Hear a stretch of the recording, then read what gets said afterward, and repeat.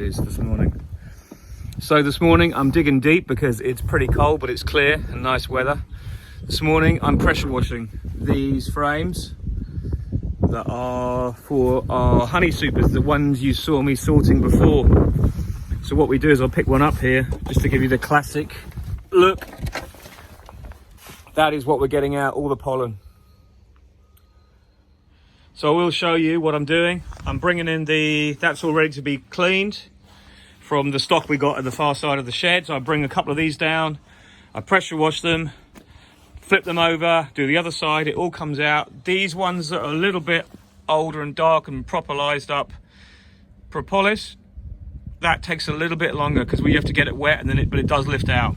But the net result is most of them are easy and they all come out really well. And this stuff here, like that, all that lifts out so great and clean, you get a brand new frame. So it's all a bit of a dirty, shitty job, to be honest. And it has to be done. So this is what I do. You see, when I'll just try and show you without getting my iPhone wrecked. I'll show you this one because it's the easiest, but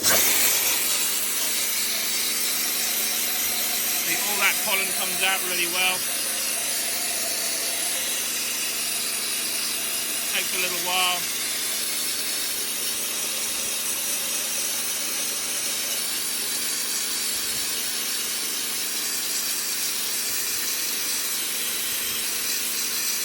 I'll just do one half so you can see, and then I'll bring it up and you'll see.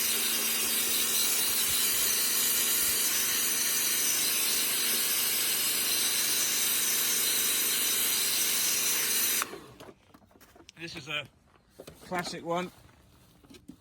You'll see here that you can see the half I've done. You generally get the pollen in the middle, and the thing is, the pollen is moist, so it's just such a good investment to get it out now, to get rid of it. You know, it's a shitty job, but these frames will come back perfect next spring. And also, by getting them wet, all the other ones with a bit of black in, where it's dried hard and gone dark and mouldy, that does come out as well. So I'm kind of just digging deep, getting this job done, and then after that the frames go back up here.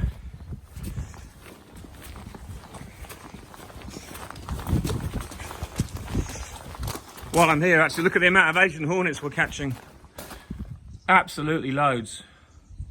A couple of wasps as well, but the majority are Asian hornets. These are the founding queens for next year. So look at that. So anyway, I bring them back up here after they're done, and then they go back into these supers that are stacked here. And then obviously these are the ones I've just cleaned. Nice and clean.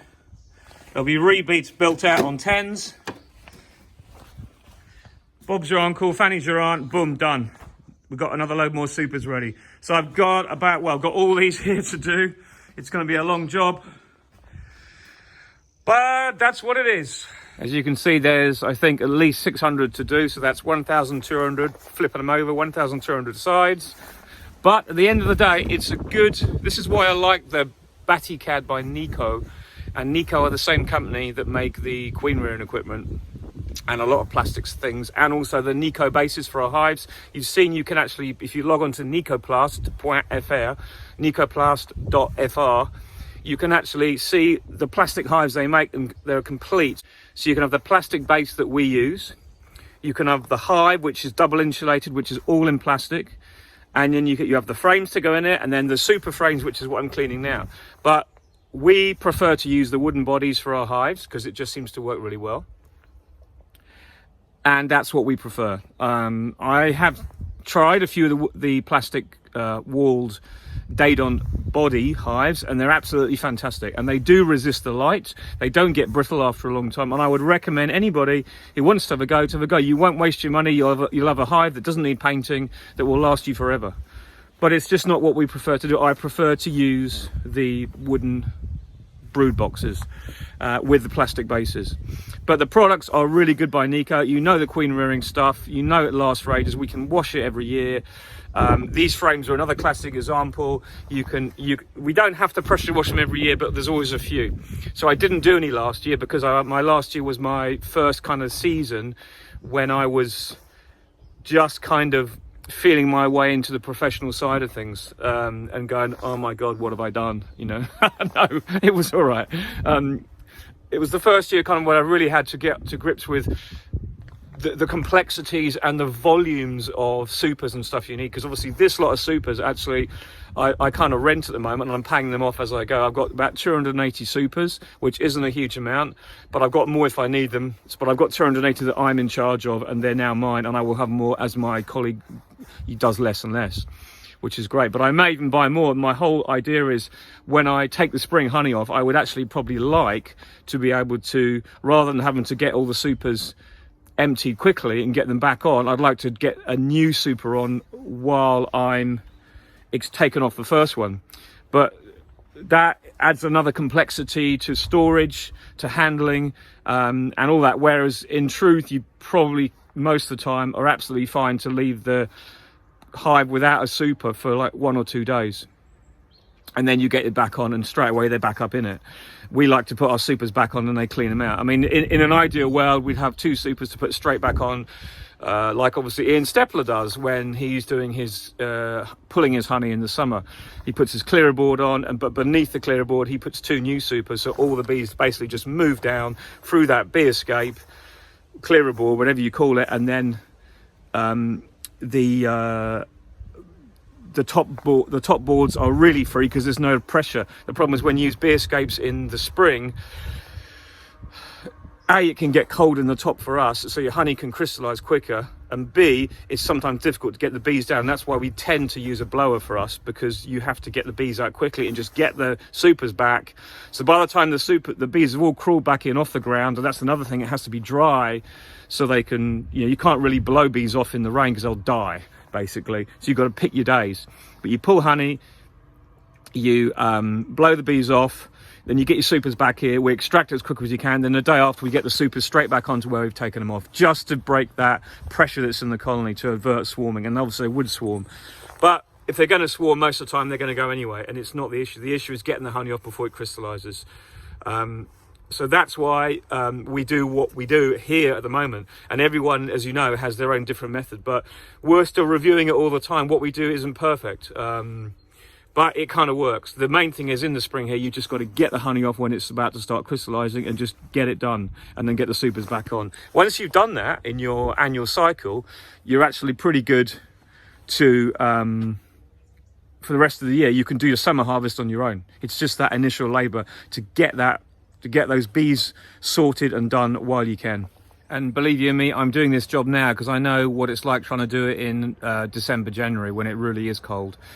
And I'm not talking about deep cold, I'm talking about damp cold. When you're pressure washing, there's no real light from the sun. So the sun's just about to come around here in a minute anyway, and I'll get 4 or 5 hours of sort of semi-sunshine, lifts your spirits a bit. The coffee's nice and warm. I'm fairly warm in this suit, even though it's old and is leaking a bit, I'm fairly warm here. You just get on and get it done as much as you can. And while it's mild, I'm just doing that. But I'm doing it now because I can, and it really is the kind of job where you're going to get soaking wet, but you just get on and do it, you know.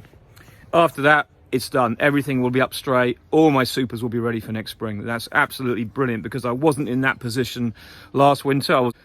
But overall, it's all plodding along nicely. Getting this done is a big thing off my mind. Next week, I'm probably going to be cleaning queen excluders in that hot tub of caustic, just to get them cleaned and get them done out of the way. And then my cleaning up. Oh, then there's all these feeders to wash. You know, it's like it's never ending. Our feeders we bring back and we kind of leave them for a day. We put them out without the lids, and the roofs are all there. You can see there. We put them here on the stand. We leave them get wet in the rain, and then any sugar actually then washes out. Then we actually give them a proper wash after. That's kind of how we do it here. And then we'll wash them, dry them, put them all away, and then they're done as well for next year. But the cleaning job is massive. I've got probably 150 feeders to clean, 220, 250 beers, queen excluders to clean, and all these to do. So it's a lot of work, but I want it done out the way. So, and over the winter I can spend my time inside in the warm, in front of the fire, waxing up frames, which is very nice to do. Because come March, you're in your first inspections and suddenly, boom, the season starts. So you've got to keep on.